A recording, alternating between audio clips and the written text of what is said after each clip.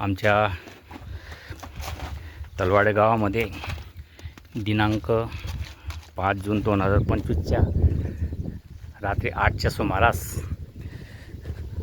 जबरदस्त वादळ आणि पाऊस, त्यामुळे बघा या माझ्या शेतातलं हे पत्र्याचं घर होतं, बाजूलाच पत्र्याचं शेड.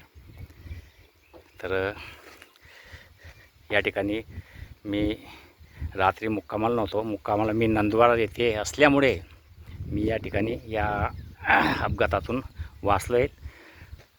त्यानंतर माझे गुरंढोरं हे सुद्धा सुखरूप आहेत, त्यांना कोणतीही इजा झालेली नाही. फक्त माझं घराचंही नुकसान झालेलं आहे. बघा या ठिकाणी हे बघा कशा पद्धतीने संपूर्ण नुकसान या ठिकाणी झालेलं आहे. पूर्ण पत्रा उडालेला आहे. पत्र्याचे जे विटांचं जे बांधकाम केलेलं आहे ते सुद्धा त्या ठिकाणी त्याचं नुकसान झालेलं आहे.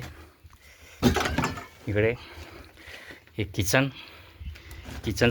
किचनचं सुद्धा पूर्ण नुकसान झालेलं आहे बघा. कारण ते वरती मी कमीत कमी हे पत्र्यावरती 25 ते 30 दगड ठेवलेले होते आणि ते 25 ते 30 दगडं ते या ठिकाणी काही पडलेले दिसत नाही, पण ते वरच्यावर हवेने पत्र्यावर उडालेले. परंतु जे काही विटा होत्या या विटा खाली पडलेल्या आहेत. तर हे बघा ही फ्रीज बघा, मला वाटलं फ्रीजचं नुकसान झालं असेल, पण फ्रीजचं कोणतंही नुकसान झालेलं नाही. फ्रीज जसं तसं आहे. लाईट फिटिंगचं थोडंफार तिकडे नुकसान झालेलं आहे तिकडच्या बाजूला बरोबर. हे बघा अशा पद्धतीने ही कंडिशन. हे बघा इथून हे फिटिंगचं थोडं नुकसान झालेलं आहे. हे असं किचन तर पूर्ण कामातून गेलेलं आहे. हे बाथरूम,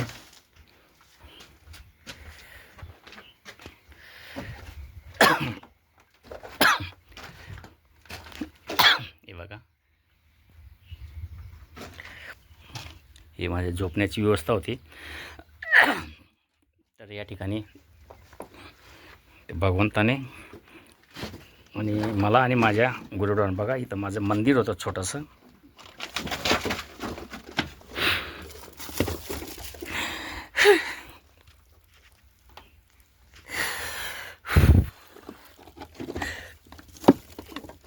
छोटंसं मंदिर नेसताना झालेलं आहे असं.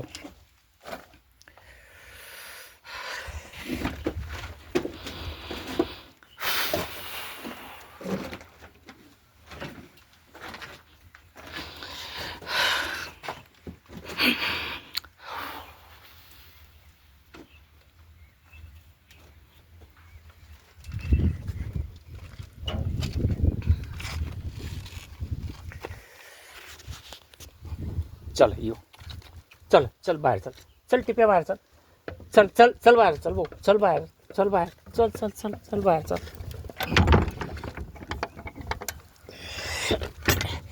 हे इकडे हे असे पत्रा पडलेले आहेत बघा. एकंदरीत या ठिकाणी माझ्या गाई बैलांची कोणतीही हानी झालेली नाही. हे वरचं बघा या ठिकाणी सगळं पडलेलं आहे.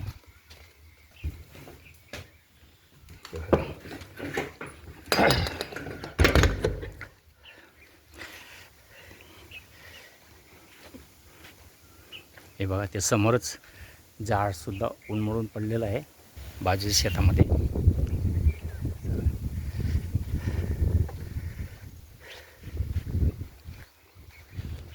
हे बघा हे बाजूलाच पेरूंचं शेत.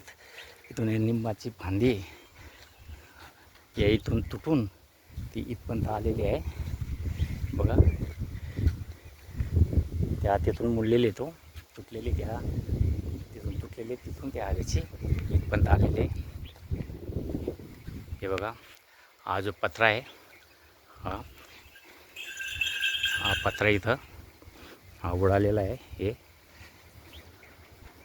संपूर्ण जे छत आहे म्हणजे अर्ध छत पत्र्याचं शेडचं निघून गेलेलं आहे. हा बघा बाजूलाच पत्रा पडलेला आहे. इथंच आमची कपिला गाय या ठिकाणी बांधलेली होती, परंतु तिला कोणतीही इजा झालेली नाही. आणि ही आमची ही कालवड, हिचं नाव एकादशी. ही नेहमी इथं कोंडलेली असते.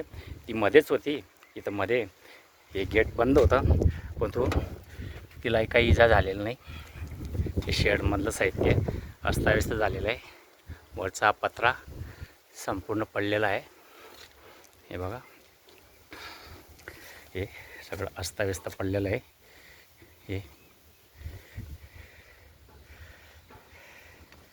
हे बघा, हे बघा, या ठिकाणी हा पत्रा असं, हे सगळं साहित्य अशा पद्धतीने बघा, एवढं नुकसान झालेलं आहे. ठीक आहे, ते आपल्या हातात नाही. जी घटना घडणार ती घडतेच, परंतु कोणतीही जीवित हानी झालेली नाही, हे फार महत्त्वाचं आहे. या ठिकाणी कोणतीही जीवित हानी नाही,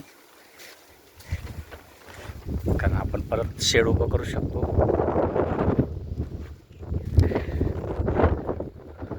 घर उभं करू शकतो. माझं जे गुरुडोर आहे ते सुखरूप आहेत, हे मला महत्त्वाचं आहे.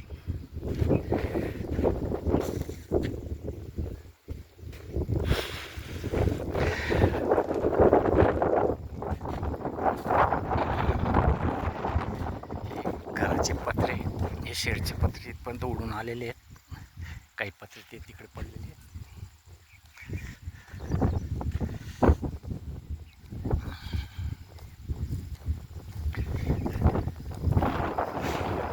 या ठिकाणी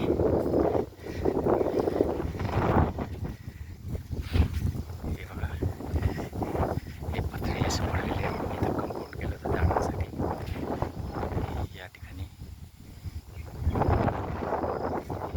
लिंबाचं झाड, दोघं लिंबाचं झाड, त्यांच्या फांद्या तुटलेल्या आहेत.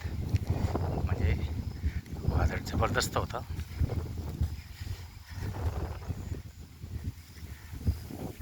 अशा पद्धतीने पूर्ण लिंबाच्या वरून फांद्या हे पूर्ण तुटलेल्या आहेत.